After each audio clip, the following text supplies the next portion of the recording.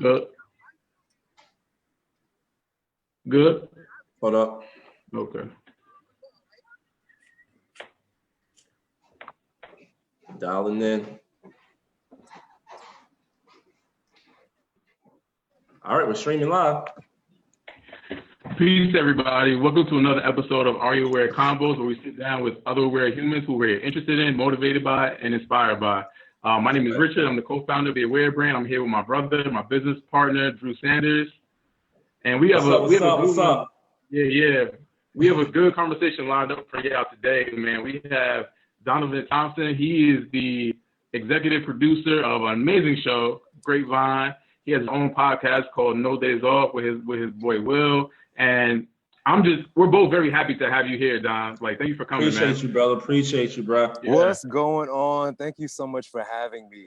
And I apologize that it looks like I'm reporting live from, being locked up from protesting or some shit. But, I'm in the middle of nowhere, but I definitely had to be here for this conversation. It's my pleasure. I appreciate what you guys are doing, and more so now than ever, we need to keep having these conversations and keep going in and talking to each other. So I appreciate you for having me. Yeah, and like, man, like, for me, like, you have such a great mind, to me. So I'm very glad that we have you on the show, and we have you here to like talk to our audience and just have a dope conversation with, three Black men. So we're gonna get right into it. For people who don't know you, like, what do you say like your passions are, your drive? What do you feel like your purpose is?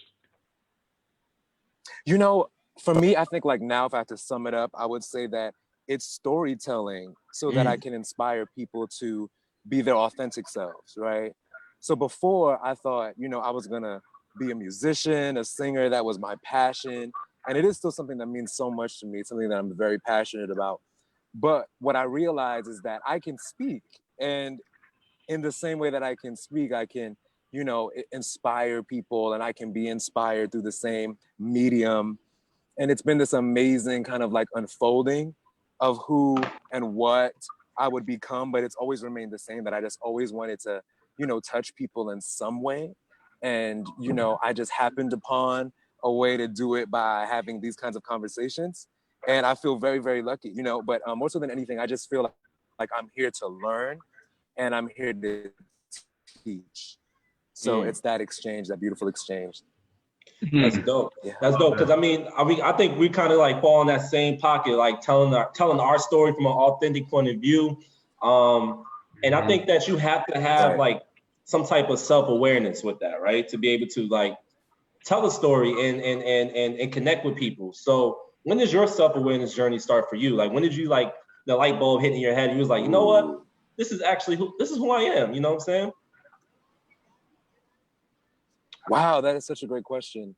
For me, I would say like the whole thing about finding out exactly like that, maybe that exact point, I can't recall, but I think it was a process. And I think there were certain moments, like the first moment that I was aware of something bigger and greater than just what was around me, like greater than my mom or greater than just going to church or greater than just going to school, was one of my birthdays. And I was around maybe like 6 or 7 years old. And I remember being in like the kind of courtyard of the school, my elementary school or middle, whatever it's called at that age, secondary school. And I remember like feeling this warm presence around me. And I remember feeling like I was so safe and cared for. And I felt this kindness and love rush over me at that point, so much so that I even remember it now, and I've kept remembering it. So that was one moment when I felt like I am somebody, like I am something to somebody, to something greater. And I would say like past that, I kind of kept that with me. And when I got to high school, I was so fortunate. I met my best friend. Her name is Donnie, Black girl, now Black woman. And we just clicked. And she was the first one who I met outside of my family who I felt deeply loved me. And that taught me another kind of layer of love at a very young age, I would say. And then I think learning and falling into a certain level of consciousness, I am Caribbean, my family's Caribbean, and they're very harsh. You know, Caribbean people can be very lashy with their words, very unforgiving. And I grew up in a tough home in terms of like, you know, people being very honest, my mother, my father, anybody being very honest. And for me, I remember just having a point where I was like, I'm gonna stick up for myself. And I'm gonna say what it is that I have to say, whenever it is that I have to say it. And that was the point that I was like, you know what, no matter what, I can't change this experience, even though at certain times I was still trying to hide in terms of like being gay. I always knew that that was gonna be an issue, but I had the ability to hide it in certain spaces and not talk about it, I would say. But like, I realized that at some point I was on this journey of being able to talk up and speak up for myself more and more and more and more and more through college, you know. And then by the time I got to college, I was like, I don't give a fuck what anybody has to say. Anybody can, even my mother, I was like, listen, I don't care who it is, you can go. Because I just learned that like, I have something to offer. I am somebody. I am someone cares for me. I'm here for a reason. I went through that journey over the course of the compounded effort of the universe and God. Definitely. So look, I have a question before we even get to the next question, Rich. I know you got a lot of questions. Let's talk about like your platforms that you've been building out, because Rich was he introduced me to the Grapevine TV. I just want our viewers, because I don't know if a lot of people know. I think it's Awesome. I think honestly it's like one of the most powerful platforms we have for Black millennials. You know, so talk about that a little bit, because it all ties into self-awareness. It talks about, it's bringing, you know, all Black people from different backgrounds together at a round table. We having discussions about real things in the community. So can you just give us a little tidbit about what that platform is about for those who are, you know, maybe tuned in and don't know nothing about it? So, because I want to share as much awareness around it as possible. Oh, yes, absolutely. My pleasure. Thank you for asking. Yeah, so the Grapevine is like, I would say like maybe my adopted child that I don't tell anybody is like my adopted child, because I feel so close to it. So a couple of years ago, I was working at we'll call it a tech company. And, you know, we were looking to fill this role, and this beautiful woman comes in. Her name was Ashley Acuna, who's the creator of the Grapevine. She comes in and she's interviewing for this spot. And I knew she was the right person for this spot. So I got her in, you know, we started working together. We just got along very well, and we had a great time. And we had a lot of conversation, a lot of, you know, very Black-centered conversation, but it was so, you know, one day we would be talking about global politics. The next day we would be talking about dating. The next day we would be talking about whatever show we were watching. And she's like, listen, I have this show idea. And she told me about it, this idea for the show called The Grapevine. And she tried 2 versions of it already that she like invested in. And she's like, I'm gonna try it this way. And then she's like, I don't like that. I'm gonna try it this next way. She's like, I don't like that. And by the time that I came in her life, she was like, you know, just come on the show. This was when she decided she was gonna try to do it in a panel style version in the way you guys see it today.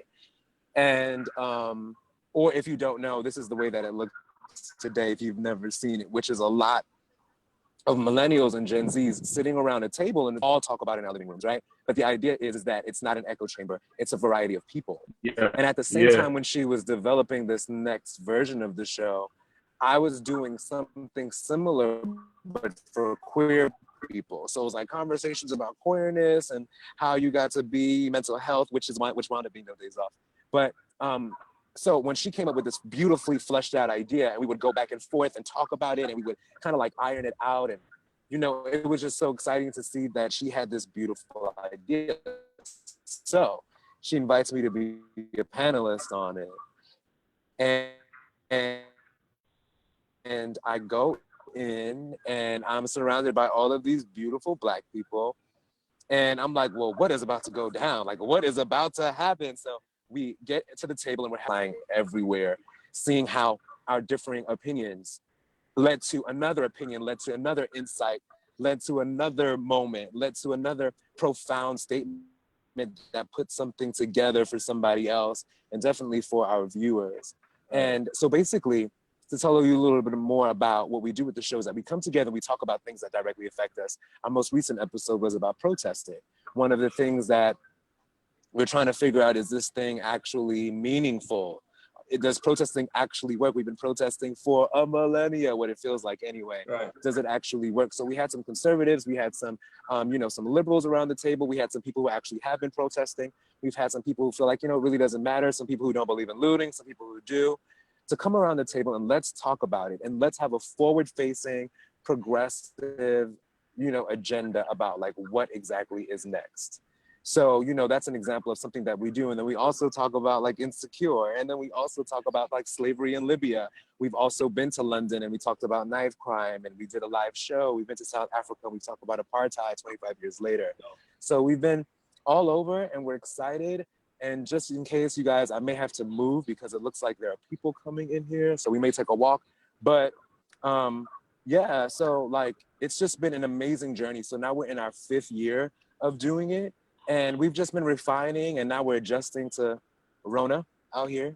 Mm-hmm. And, I think more than anything, we feel like we're actually, even though we're not making any coins at the moment, we feel like we're so successful because we've been able to really connect with people all over the world, Black people who want to have these kinds of conversations. Before it was cool, before it was trending, before, everybody knew what cisgender was, we were trying to get this stuff and this information out there. And we're so want to still hear us after all of this time. Mm-hmm. Okay. So, let me ask you a question, Rich. Is Donovan coming in delayed a little bit? Yeah. So Donovan, you might have to move your area because it's a little choppy, bro, coming in. Okay, I'm gonna move. Okay. All right, let's move together. All right. Yes, I'm sorry, guys. I'm so sorry. It's all good.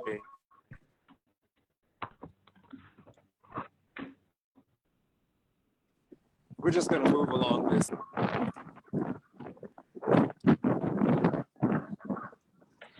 And we're walking. Am I still with you? Can you still hear me? Yeah, we still here. Okay, hopefully it's better over here. Let me know.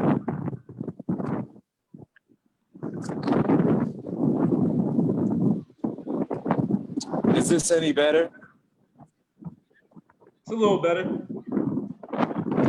Is it windy? Yeah, it is, but it's cool though.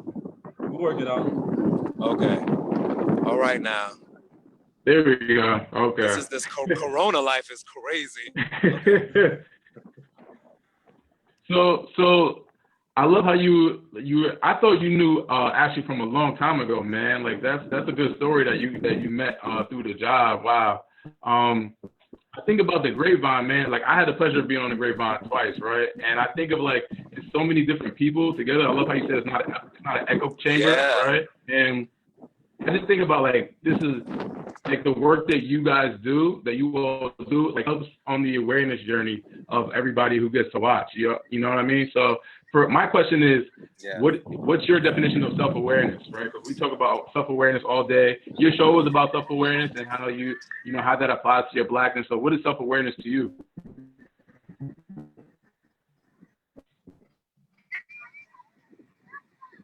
Love this question because I think that it has become this thing that everybody's talking about. Can you guys hear me well still? Okay. So it has been something that people are talking about more and more now, but self-awareness to me is a present progressive verb. It's more so about making a decision to be conscious from moment to moment. So self-awareness is also about being responsible for what you do moment to moment. And listen, that's not something that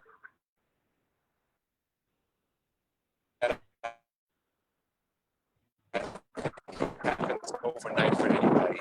I think that that's definitely a process. So self-awareness also is a journey.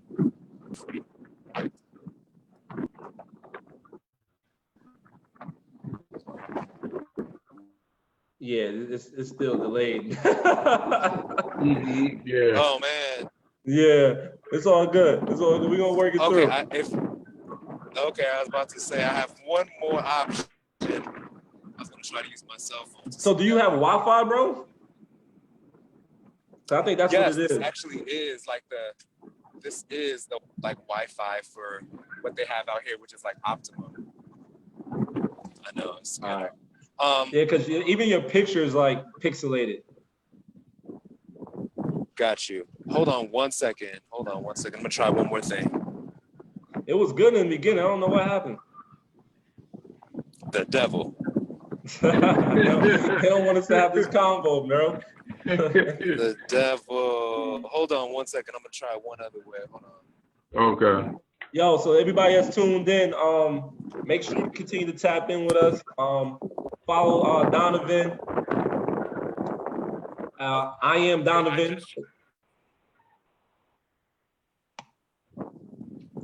Here we go.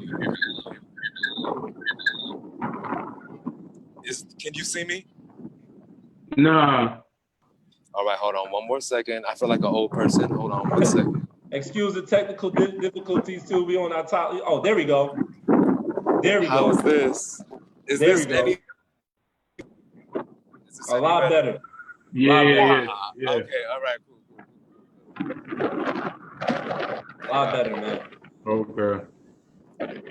So you were talking about awareness being like a moment to moment thing. Can you just like run back over that again? Because you were like coming in and out.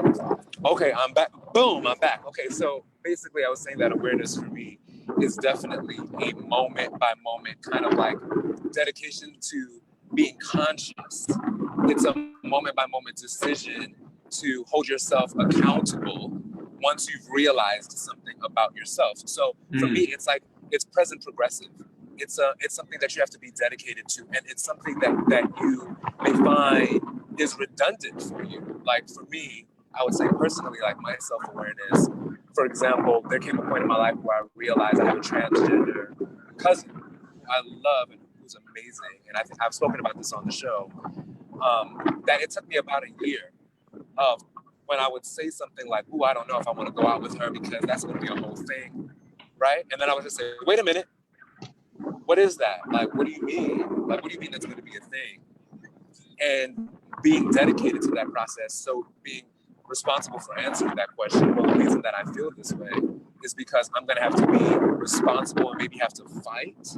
That is definitely something that may happen. Maybe I'm scared of that. Maybe I'm scared of the attention. Maybe, all of these things. And I really ironed that out. Really ironed that out. And that was self-awareness, being dedicated, that just being privileged and the privileges that come with just being a cisgender man, that I needed to make room for the way that I saw my cousin and the way that I even decided to show up for her and being aware of what her experience must be actually like. And that is in fact a dedication that is not necessarily easy. So when I say that it's a dedication to the moment by moment insertion of consciousness or the responsibility, is that it's a couple of things coming together that I think is what in fact is self-awareness. That's dope. That's dope. Yeah. Yeah, we finally back. So we just got it together. That's why I'm super excited now because it's like it was Me real too. I'm choppy. so sorry, y'all. I'm sorry about that.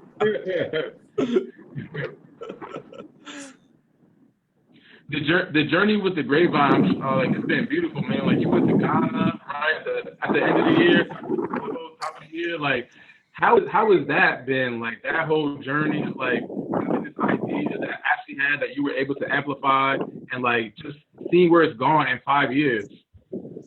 Yo. Yeah. Going to Ghana was crazy. It was crazy. And let me tell you something. If you are an American person, if you are a Black person in the UK, if you're a Black person wherever you are in the globe, go to Ghana. Go to Ghana. I would say, like, we've had this. I remember being in a meeting, or maybe just a phone call, a text message with Ash, and we were like, we want to go, we're going to take this show on the road. And she was like, we got to go to London. And I was like, what? I said, what? As in, like, we've talked about it, but it's like we're really going to do that? Like, we're really going to go to London? And we made that goal for ourselves, and we made that shit happen. You know what I'm saying? And I think Ghana was that on steroids, because we didn't think Ghana was even going to happen. It was something that, you know, a lot of people were like, you gotta go to Ghana, we're gonna go to Ghana. We found out they were gonna go a very specific way. That deal fell through. We found out we were gonna go another way. That deal fell through. Damn. So, you know, I was like, well, I don't fucking know what's gonna happen. But what happened was that at the end, one of the things that we counted out wound up coming back in. And yeah, we were invited with Afrochella. And it was an amazing experience because there were so many different kinds of Black people there, all kinds of accents, Black people from everywhere. And the fantastic thing was that all sorts of people knew about the show. So we heard people, you know, we were everywhere. People were like, oh my God, the Grapevine, we love the Grapevine. People, oh my God, the Grapevine. You know, I can't really do any accents. Yeah. But it was amazing. And it's not about the recognition. It's about the fact that all of these different kinds of people could see themselves in the show. And that was always the intention. That was always the motivation for us to bring people together. You know, there's so many different reasons that people have for us to stay away from each other. And for us to, you know, kind of like, you know, just say, oh, it's going to be this way. But when I think about Ghana, I think about a real, actual way for Black people in America, if we choose to think about innovation and think about globalism and think about how we can impact a whole continent and make a new way for ourselves. It doesn't mean that we have to leave here and leave America forever, but it means that if you want to open up a business, maybe you should open up your business in a place like Ghana, and maybe you can give back to people that we originally came from. You know, I know that everybody's trying to figure out in some way or another, but the truth is that we're originally from Africa. So, you know, figuring out new ways. One last thing about Ghana was that I remember being on the beach, my favorite place in the entire world, and just seeing the beach littered with beautiful Black people everywhere. I'm talking about Black families. Rich, you know about this. Black families walking with their children. Everybody's chocolatey. Everybody has 4C hair, you know, barely can get the comb through, but everybody's proud and happy. There's no push to dilute anything. And there's no push to be anything other than yourself in terms of, you know, just seeing what we look like. It was one of the most freeing experiences of my life. I've never quite seen that. I've never seen a beach littered with only Black people before. Even in the Caribbean, you would see other kinds of people around, but it was just us. It was very intimate, but so populated with Black people at the same time. So I would encourage everybody to go to Ghana if you can, go back to the continent and visit different places. But for the brand to be able to go there and be recognized and see so many people and meet so many people that we love and we appreciate and meet fans, it was extraordinary. Once again, an amazing moment for our careers and just as people to once again like bring to people's, you know, lives a sense of awareness, a sense of consciousness, to see gay people a little bit differently, to see feminism a little bit differently, to understand what it means to be a dark-skinned Black woman, to understand how hard it can be to be a cisgender straight Black man, and also be responsible at the same time for everything and everybody. It can be really, really hard. It can be really, really difficult. So I think we have levels, and I'm proud of that shit. I really am. That's dope. That's dope. And mind you, like, yo, for those, I heard they're giving out free citizenship to Ghana too, like if you're a Black person in America. So if y'all go ahead and tap in, that's what I was told. I don't know if that's true. I heard that through the grapevine. You feel what I'm saying? Yes, listen, it's true. There's a process, you know, there's a process. Like if you have a business plan, if you come in and you want to be an educator, if you have a plan of why you want to be there, they said, come on home. I know I've met so many African Americans in particular.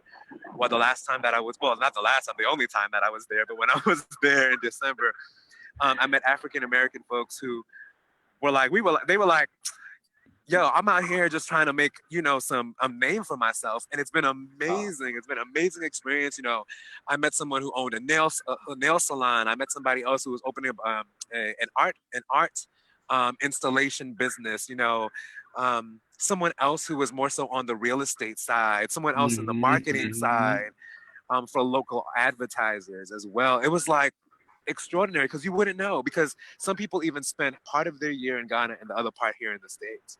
So it's beautiful to see. I'm telling y'all, don't miss out. Don't miss out. I'm mad because I was supposed to go to the year to return. And I kind of like played myself and not getting that plane ticket. And then it was like 5 billion or no tickets at all. I played myself on the delay, man, and I just heard that was such a beautiful experience going over there.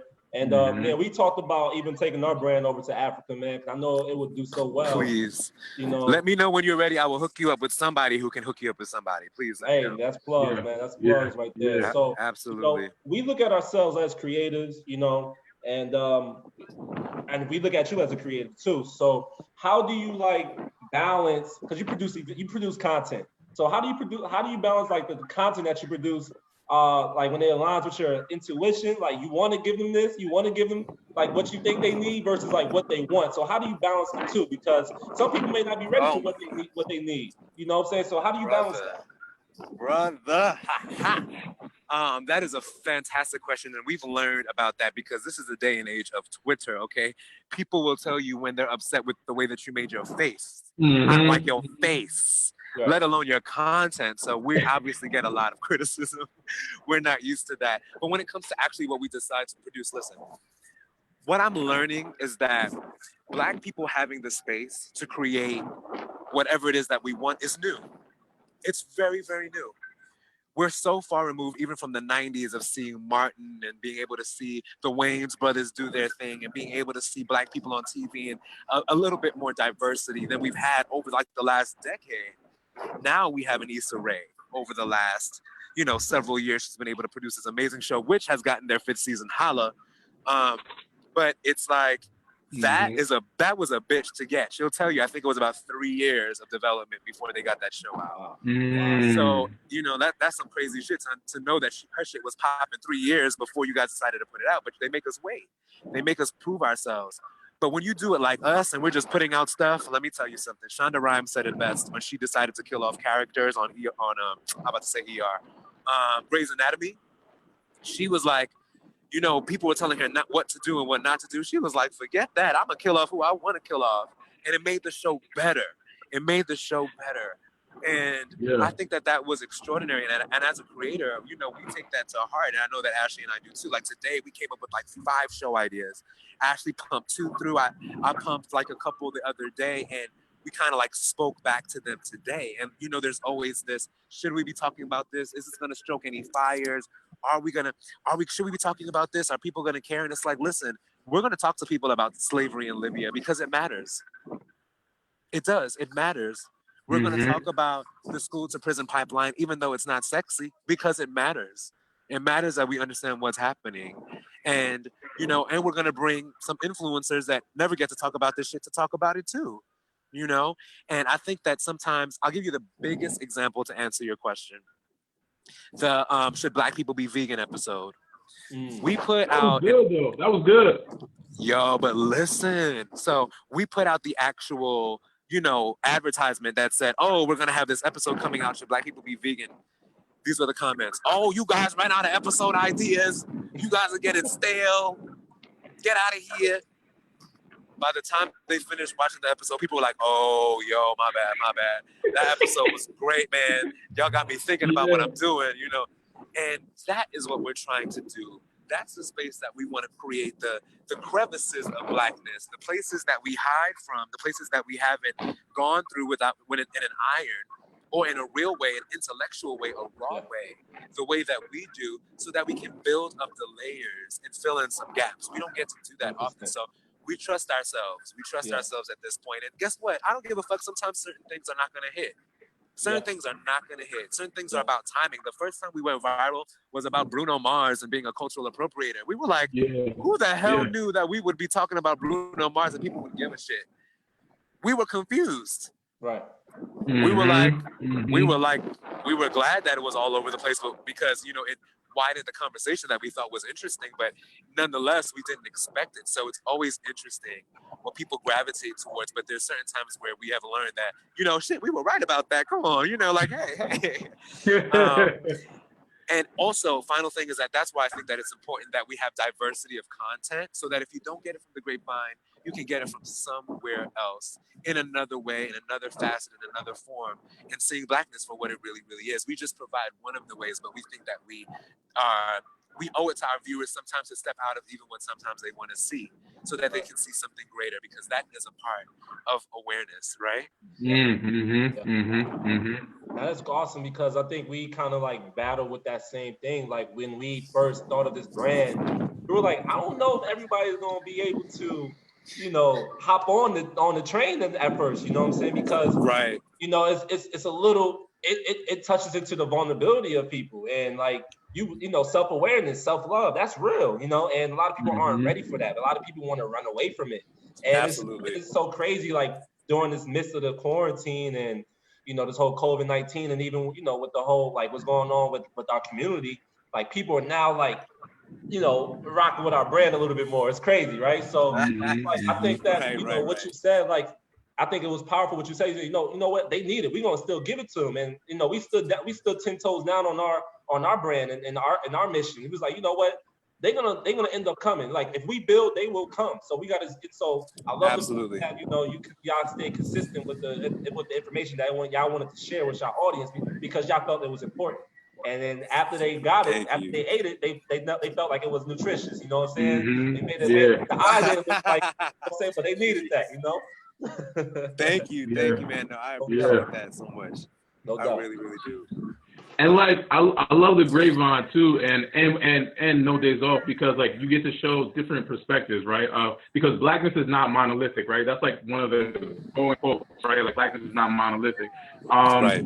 I think about that, like how blackness is not monolithic, and then I think about Black Lives Matter, right? Like how everybody's like Black Lives Matter, and then you hear online you hear like Black trans lives matter, Black gay lives matter, right? And it becomes like this whole polarizing thing, right, within the community. So yeah, so I just want you to touch on like a few different things, like how people need to feel safe and how there's not always that safety in the Black community, and why, and how we have to kind of work through that. You know what I mean?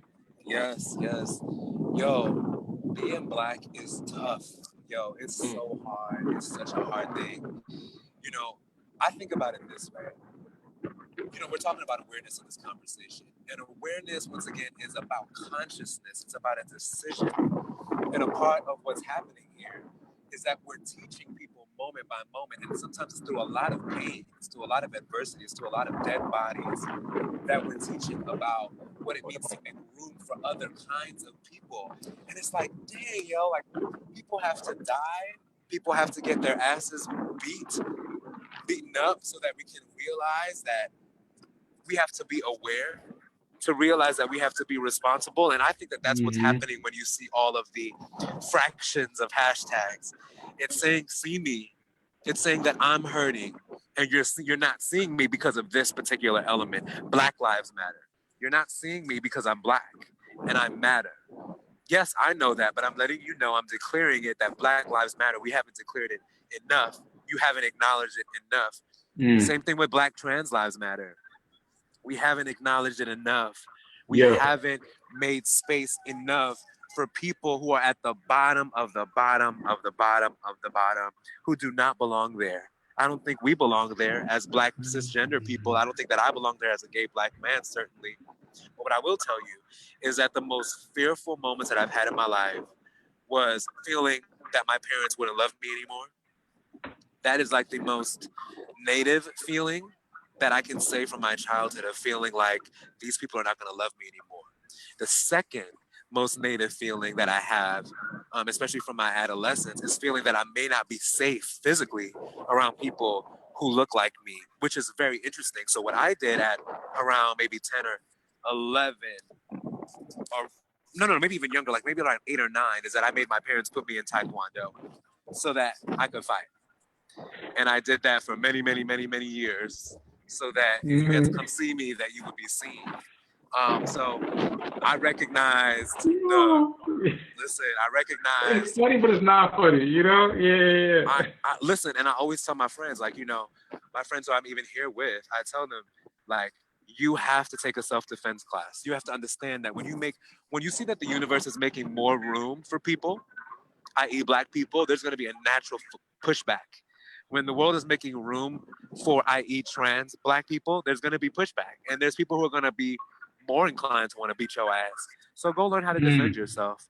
Go learn how to be a well-rounded person. So when we talk about awareness, we're talking about awareness of what's really happening, the good, the bad, the happy, the sad, all of it, so that we can make better, more informed decisions. And I would say that when somebody says Black trans lives matter, when somebody is not under the, when somebody is saying like, listen, I'm not fully represented here, my wish is that people wouldn't take it personally. My wish is that people would take it as a call to action, to make room, to understand what's happening, to be inquisitive, to be kind, to remember that a power structure does put cisgender people on top of transgender people. And while it may feel good to never have to worry about somebody beating your ass because you don't specifically feel like they feel about something about their gender, which has nothing to fucking do with you, just remember that that's their struggle. Remember that that's the life that they have to live. So yes, Black trans lives absolutely do matter. Absolutely. Black women's lives matter too. When we have these bigger moments of talking about Black men in particular being killed, we do have Black women who are being killed as well. And you may see some Black women say, wait a minute, don't forget about me. And when they're saying that, they're not saying that to say, fuck Black men. They're saying that to say, wait a minute, this hurts. I'm hurting. See me. And guess what? This is liberation. We can make room. Just move over a little bit. Move over a little bit. That's I'm happy that you said that, because for me, like when I first heard like, you know, Black trans lives matter in the midst of all of this, or Black queer lives matter, I was kind of like thrown off a little bit, honestly, to be transparent, because like all Black lives matter, and I felt like it was kind of like causing a divide in our community. Right. And I'm like, this ain't the time to cause divide right now. We try as a whole, as a Black community, we try to move forward. We can't cause division.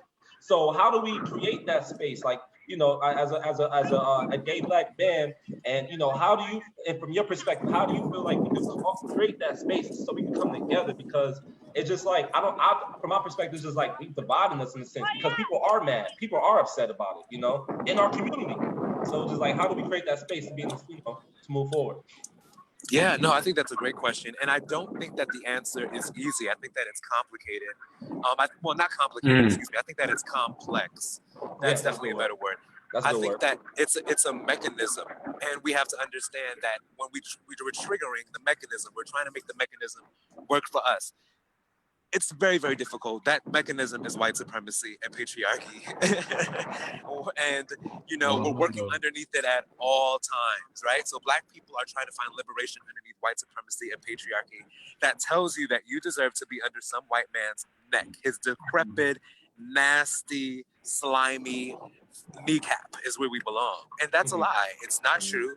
It's absolutely 100% dishonest. And we have to recognize it for what it is. I think that, you know, when I started doing the Grapevine, I quickly learned that I'm not in this business to change anybody's mind. Rather, I'm here to provide information, and you do with it what you will. That's good. And I'm okay with that. There are some people who are over the fence. They hate gay people. They'll always hate gay people until something probably happens in their lives that inspires their change. Other people are on the fence. Some people haven't made up their mind. That's most of us. But we say whatever is popular to say around us. So what I understand to be true is that when you have a brand like the Awareness brand, when you have a brand like the Grapevine or No Daze Off, our job is to let people who are on the fence know about how and where we are. How did you get where you are, and why are you where you are? And we do that in hopes of impacting what side of the fence that they roll over on by that particular conversation, by that particular moment, by that particular moment of education. So when you are somebody you never considered trans people because you've never been a trans person, but you see a trans person gets their ass beat by 30 people on your timeline, you may decide to say, oh shit, that's not cool. Let me acknowledge that they exist. Let me make room for the fact that this is unacceptable, regardless of what may have happened, because this looks crazy. This is crazy. You know, that's how we begin to do it. So I would say, like, you know, wherever you are, whatever you do, if you have hiring power and a trans person comes into your office, maybe you should really, really make an effort to make sure that they can be a best fit for that job. Meaning, I'm not saying giving people opportunities that they don't deserve, but if you can actually employ a trans person who is capable and able to do the job over somebody who may not be as good, maybe somebody who's equally as good, that trans experience is going to impact their job performance. And with something that we deserve to see, it's something that we deserve to experience. We deserve to see what this world looks like with another gap being filled by the presence of trans people around us to help educate us, to help give us perspective. Can you imagine living your life as somebody who had to experience life as a woman, and then because of how you feel about who you are, you decide, listen, I'm going to live my life as a trans man. And now you get to benefit from some of the privileges of being a trans man, or maybe some of the horrors of being trans men. And now you have that whole entire picture. And now you're now equipped to educate people about what it's like to live your life, perhaps as a man and then perhaps as a woman or vice versa. That's extremely valuable. It's so precious to have that type of insight. And I don't know if I'm like one of these weird people who are really, really super into learning shit like that, but I find it to be fascinating to be able to learn how I can be a better person. How did you see that? How did you get there? What are you missing? What am I missing? These are empowering questions. So I think if we start turning around and prioritizing powerful questions, prioritizing awareness, prioritizing people in our society who actually want to see progress and amazing change for Black people, amplifying those voices, this is now an amazing opportunity to do that. And I hope that people will seek that. I hope that we'll start seeing more people, more millennials like you guys out here talking about the opportunities for change, the opportunities for what awareness can do in all of our lives, because it will make room for trans people. It will make room for everybody, where we won't get so upset when somebody says, see me, in the middle of a pandemic, in the middle of a war. It will be like, yeah, bitch, get on this front line. Come on, wrap up your hair, do whatever you got to do. Come on, trans everybody, let's do this shit. Over here, over there, over there. We're fighting because we've been fighting for scraps, and it does something to our psyche, and we need to unravel that. Right. I think you hit it right on the head. Like it's about the education. And I think that it's about how you position the education and how it's delivered. And Rich sent me your episode. Yeah, Rich sent me your episode.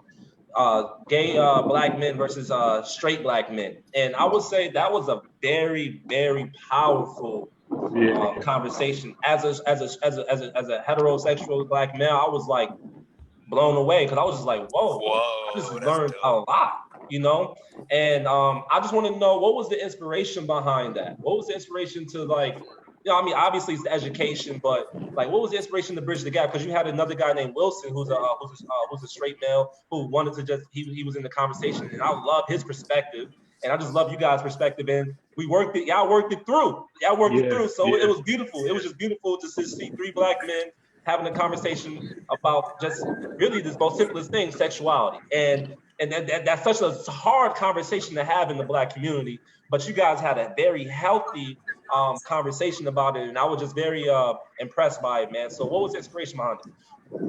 Yo, thank you so much. I really appreciate that, because that episode meant a lot to us. We took a long time to do it because we wanted to wait for it to be right.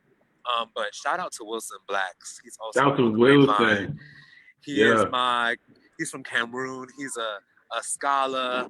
He's a street genius. He's all of it. I love him. But listen, the reason why it was important for us to have this conversation is because I don't know about you guys, but I've been so fortunate.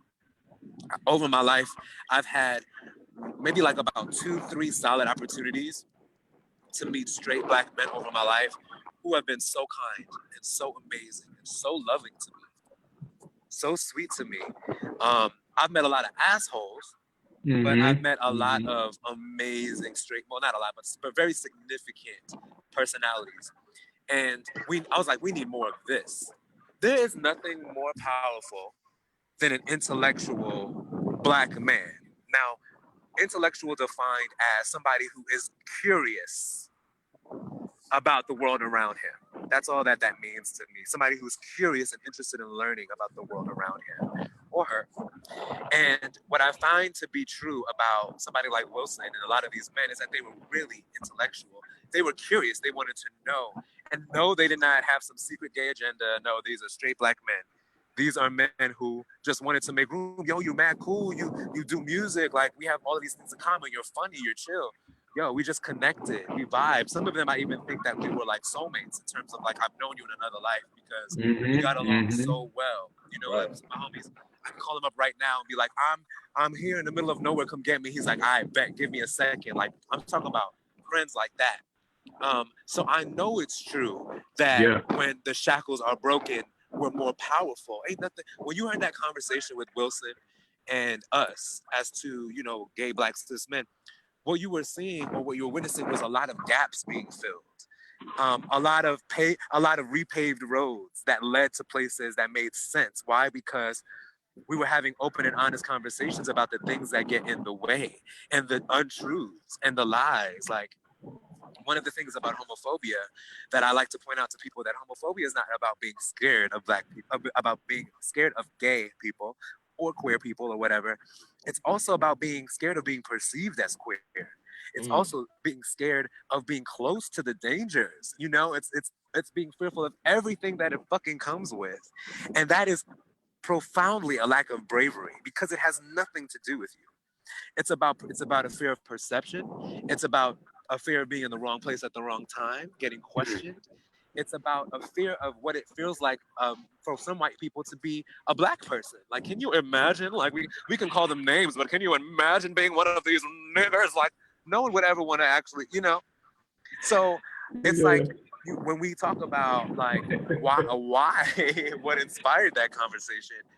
It was about the truth. It was about uncovering that we are stronger together. And that, listen, you know, me deciding that I'm going to own my femininity, own my masculinity, own my mind, own my spirit, own my soul, you know, that's a decision that we all can make. That's something that we all can do. Wow, they're starting to play music and everything over here. I don't know if you guys can hear that, but nah, I can't hear it. Well, praise the Lord. So it's like, you know, one of those things where it's just like, you know, I now get the opportunity to bridge these gaps purposefully with something like No Daze Off. And it feels like a privilege and it feels like an honor. And I know that Wilson often talks about his education process and how gay men have actually been a part of that for him. Actually being able to break some of his own chains by learning how gay black men have decided to do that for ourselves. Because you can take some of the ideas. If you want to wear a fucking pink shirt, do you remember this shit? People did not want to wear a pink shirt because they thought they were really called gay. That was like 5 years ago, homie. Like, seriously, what is happening?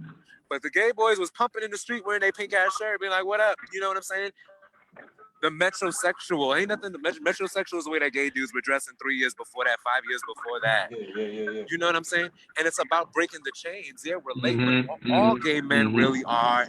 All gay men really are is just a pathway to understanding a little bit more about the dynamics of what it means to be a man, or, you know, queer women, the way it means to be a woman, or everybody in between.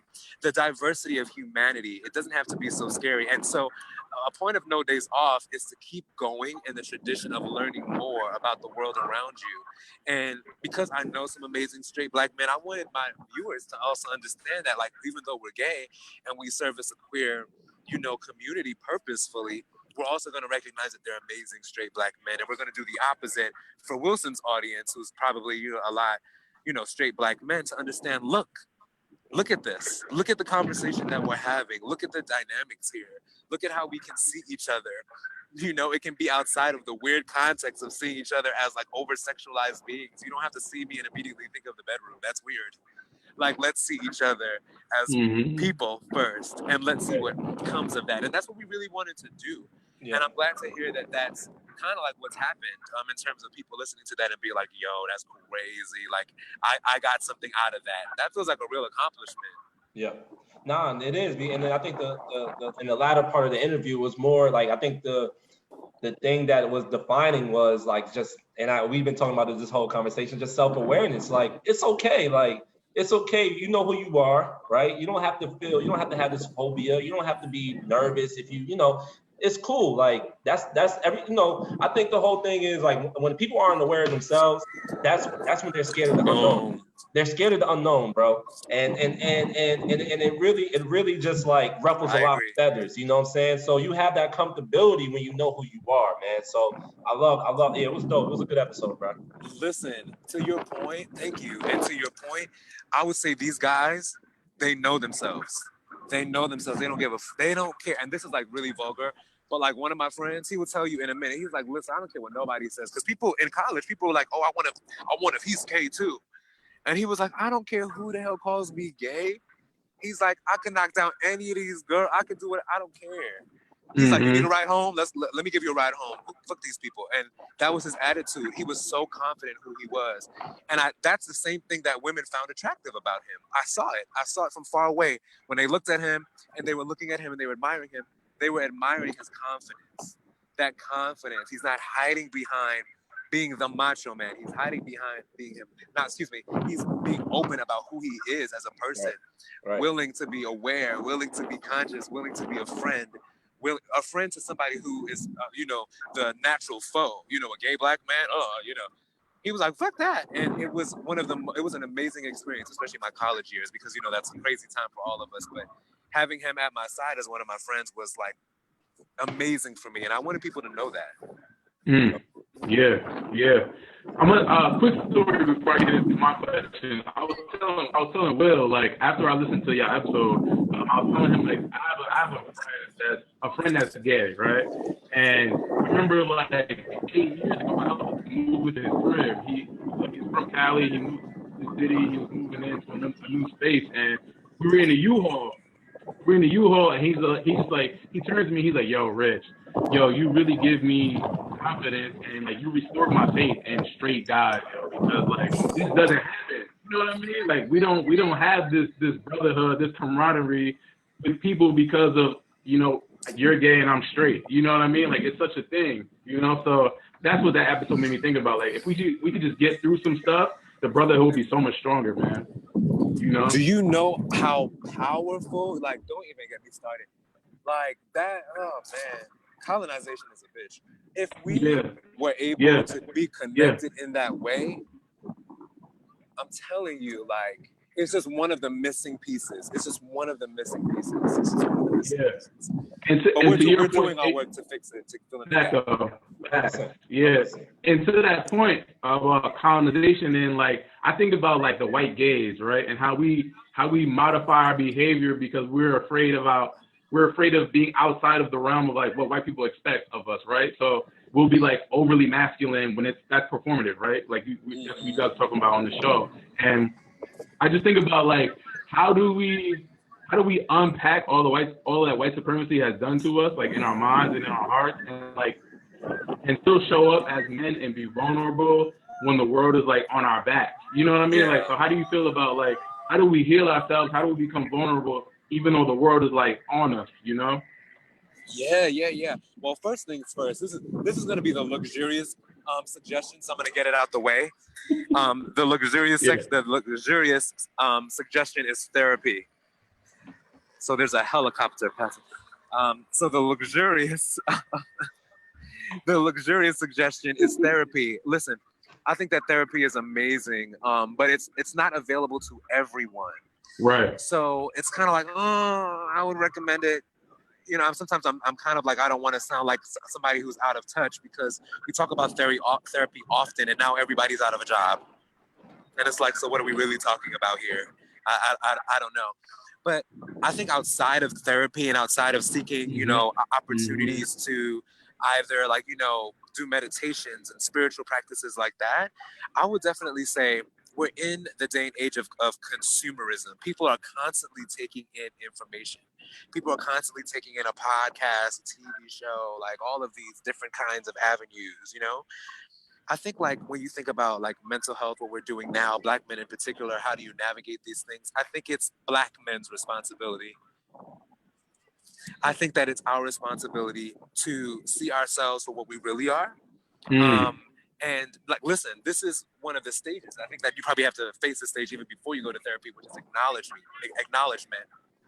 which is to acknowledge the fact that we have an issue, a bigger issue of white supremacy and patriarchy. And then the secondary issues, which is that we're far removed from ourselves in certain ways. The lights haven't always been on for us because we were just trying to get home. You know what I'm saying? Like we were just trying to figure out how to be safe. So we haven't really thought that far about like what it feels like to feel, what it feels like to be emotionally intellectual. So I think like for those of us who do know, we should say something when we have the opportunity to hold someone responsible. We should, and responsibility doesn't have to look like, listen, don't talk about people like that because that's the wrong thing to do. It's also to say like, you look like you're having a really, really rough time, and I know that you're not used to talking about that shit, but I am here. I am here for you. I'm here if you want to talk to me. And I know that you guys may do it, but I think that we even have to learn that it's an option. As men, it's an option to open up yourself to other men and provide a safe place for each other. Because usually, you know, there's this one guy in South Africa who I met, and we were doing a panel together. And he said, when I think of women, women are like my heaven. And I looked at him and I was like, listen, bro, don't be out here looking for women to be paradise and save you, okay? Some of this shit you gonna have to figure out. Like consciousness, how to be a good man, how to be proper. That is your responsibility. That woman ain't looking at you looking like, oh, you're my hell. Like, what do you get? What are you bringing?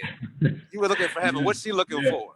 Or like, what are you bringing to the table? So I think that there's a sense of responsibility that we have to each other as Black men. I think it's a new sense of responsibility. I'm not talking about your homie. I'm not talking about a dap.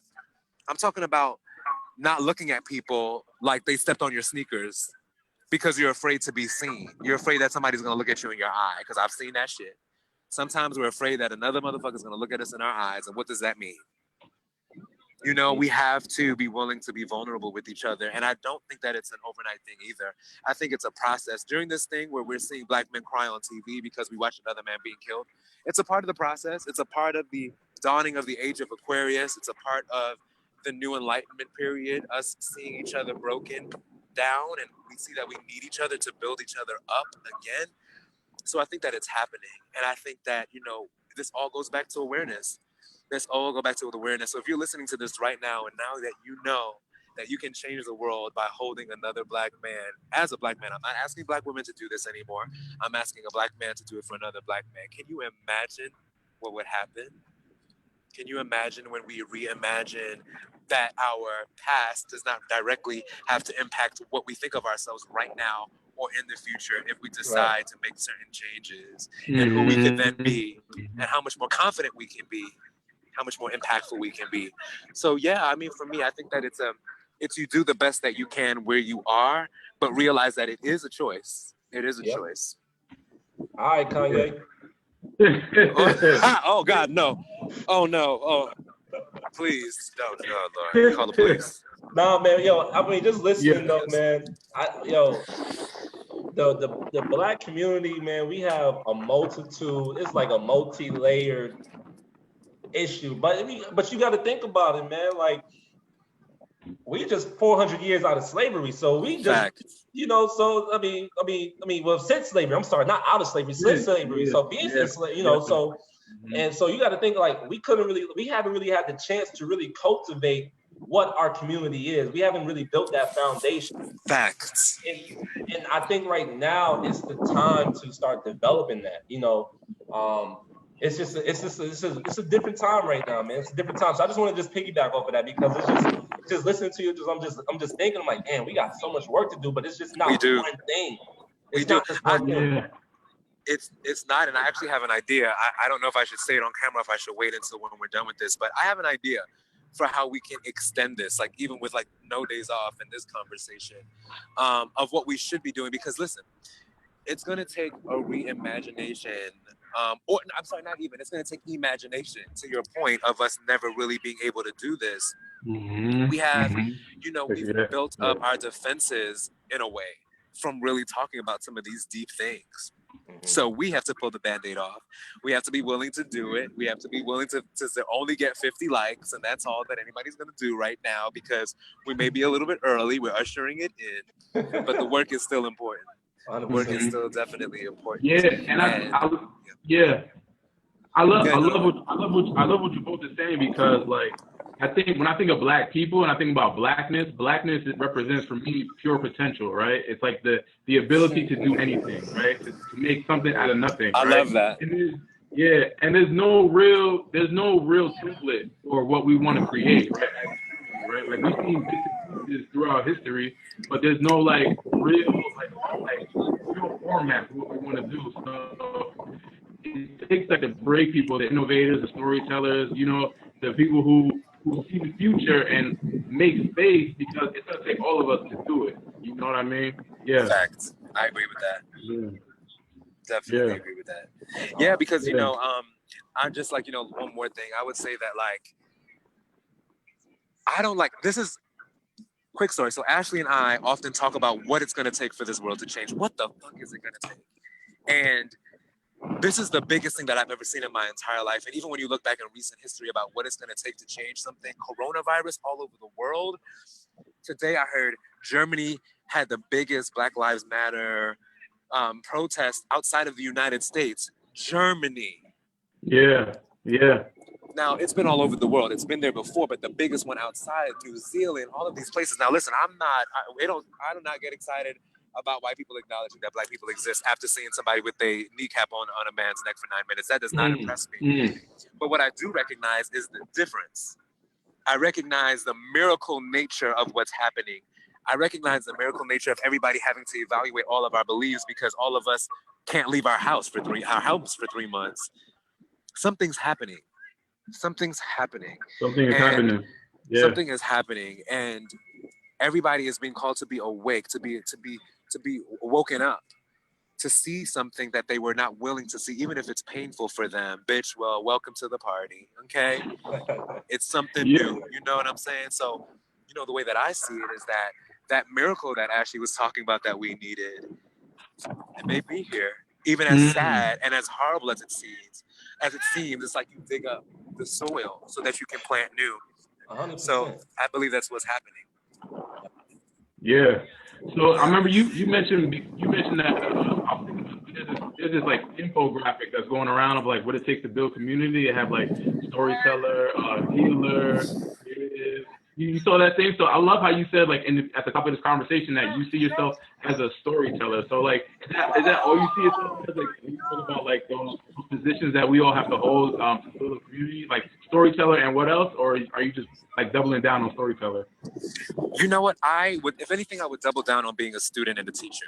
I would say that the storytelling is a beautiful art. Storytelling is a huge medium. And you can use different vehicles to do that. Music, a show like the Grapevine, the Awareness Brand, No Daze Off. Whatever it is that makes your heart tingle can be a vehicle for that. But they're teaching you by giving you a story of hope, a story of change, a story of you having the power to change your own life. On the other side, a story of despair, a story of disempowerment, a story of struggle. Everybody can be a storyteller. What I'm committed to doing is learning. And I'm committed to say like, okay, well, this is what I learned. Let me teach you what I learned. I can do that in a script. I'm writing 2 scripts right now. I can do that. I can also do that through the Grapevine by giving you my perspective. I can do that through music with my goal of touching you through this specific story. So if I had to double down, I would say student and teacher. Love that. Yeah. Love that. Oh, that's dope. So look, man, being a student, man, so you got to do a lot of reading. So what are some of the books that, name like the top 3 books that possibly changed your life? And, get some nuggets to some people, man. Like, Absolutely. I think I may give you more than 3, maybe 4. That's cool. So I would say The Alchemist. Go on. I know you guys have read that, right? Yeah, go on. The Alchemist is amazing book. 2 recent books, which is amazing. Quarantine has been amazing to me. And you, Rich, you may have heard me recommend one of these, but it's Originals. And I'll tell you really quickly about Originals, guys. Originals by Adam Grant. Why? Because we just kind of hit the nail on the head about Blackness being something that we haven't really quite gotten to fully experience because, knees have been on our necks. So now we're deciding, okay, we can do this. Oh my God, I can be this. I can't be that. And I would say Adam Grant's book on Originals talks about what it's like being an original in this world. And he talks about it with being very pragmatic. Talking about, okay, well, you're in a society that doesn't like you, right? So you're an original because you're Black men and you want to have your own programming and around consciousness. Nobody wants to hear that shit. There's a price to pay for being original. There's a price to pay. And they talk about what does that mean? How does that make you feel? How can you take a more pragmatic, scientific, algorithmic approach to navigating being an original while being dedicated to being an original at the same time. Something that we don't often think about. It's something that we often don't think about. It could be like, woe is me. Why don't people see it? Why don't people get it? It's because they're afraid of you. They're afraid. They're afraid. They don't know it yet. And there's a price to pay for being original. So Originals by Adam Grant. Another big one is, okay. The Outsiders. I forget who wrote The Outsiders, but it's a childhood book. Malcolm Gladwell, right? No. That's the Outliers. The Outliers. The Outliers. No, The Outsiders, yes. The Greasers, That's right? The Outsiders. Yes, the Greasers and the Socialists. Yes. I remember that from back in the day. So the reason why I love that, and people are like, why do you say that? But the reason why I love it is because it really taught me a lot about dynamics. It taught me a lot about what it means about the haves and the have-nots. It taught me a lot about privilege and the dynamics of privilege. And I think it was I would say it was one of the underlying messages in that book. My teacher never highlighted that. It was more so about, I know you have to go way back, but it touched me as a young person because I saw it playing out and I saw, these are white people's lives. No, but I saw it play out every day with Black people. Very, very amazing. I think it was one of those things that sparked a little bit of consciousness in me, which is weird but interesting because it's weird what makes us us. But that's one of those books. And then I would say The Outliers. The Outliers is amazing because do you know that we're literally living through an unwritten chapter of Malcolm Gladwell's book right now? That's hard, bro. That's hard. Yes, we are. We are the chapter that he would have said, post notes, 2020. What's going to be birthed out of this moment? What are the advantages of this moment? That is what Outliers talks about. It goes in and it talks about specifically, like, how did Bill Gates to where, my battery's trying to die on me. Sorry, guys. Like, how did Bill Gates get to where Bill Gates is? There's a reason. It's not only because he's a genius, it's because right place, right time. I hate when people talk to me about, it's about time, it's about timing. Man, fuck that. I have a great idea. It's good right now. What do you mean it's about timing? That book put that into perspective. So if you're feeling frustrated right now in your life about why things aren't going the way that it's going, right now because of what's happening in the universe, plus Outliers, plus Originals will give you some amazing perspective. So those are some of my favorites, plus my old ones, The Alchemist and The Outsiders. That was good. That's good. Yeah. Fire. Man, we appreciate the convo, man. We got to do a part 2, man, because I think there's so many more things to explore, like with Blackness and white supremacy, and just like how we can grow and how we can heal ourselves and become more and more aware and bring that into community. So we got to do this again. I'm very happy. I know Drew's happy that that you took the time to build with us. Thank you, like I said before, man, you a brilliant mind, man. Like. Don't be humble about it. You're a brilliant mind, bro. Like, I appreciate your time, man. Listen, I appreciate that to the bottom of my heart. And let me tell you something. I will come on this show whenever you want, and as long as the calendar aligns, I'm definitely here. And I think that we should consider doing some stuff together. I have some ideas, but I'll tell you that off camera. But I think that this is the work that we're called to do. It's a little bit different than just like wanting to get likes and want to be on social media and just want to bust your ass to make graphics and posts and merch. Nobody wants to do this shit. Why are we doing it? And the why is so important at this time. So I'm grateful that you guys would have me. I think that we're all here to unlock our brilliant minds together. And I'm glad that I can be a part of it. So thank you. I appreciate that shit. Man. Yeah, definitely. Yeah. It was an honor to have you on, man. But let the people know where they can find you, where they can tap into you, man, and get more of you.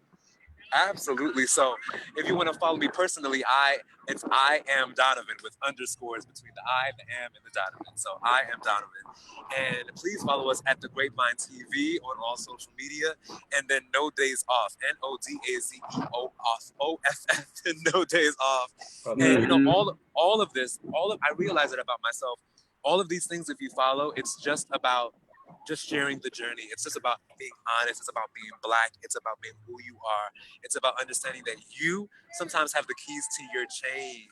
Let yourself loose. That's what we're doing. And we're just being honest about it. So if you have some locks and I have some keys, or you have some keys and I have some locks, we're here to help each other. And that's what all of these brands are about. 100%. Yeah. Well, look, I appreciate your time. Y'all, for those who are watching, man, we appreciate y'all for joining in on our conversation. Make sure you follow Donovan, man. He's a dope cat, man. Make sure you tap into him. Make sure you tap into us, man. Follow us at the Aware brand on Instagram and on the Facebook, social media, all the social media handles. And we got some new gear out there right now too. There's a lot of heat. It's gonna be a hot summer, y'all. So make sure you tap in. And again, we'll see y'all in 2 weeks, man. Appreciate y'all. All right, peace. Peace. Later, y'all.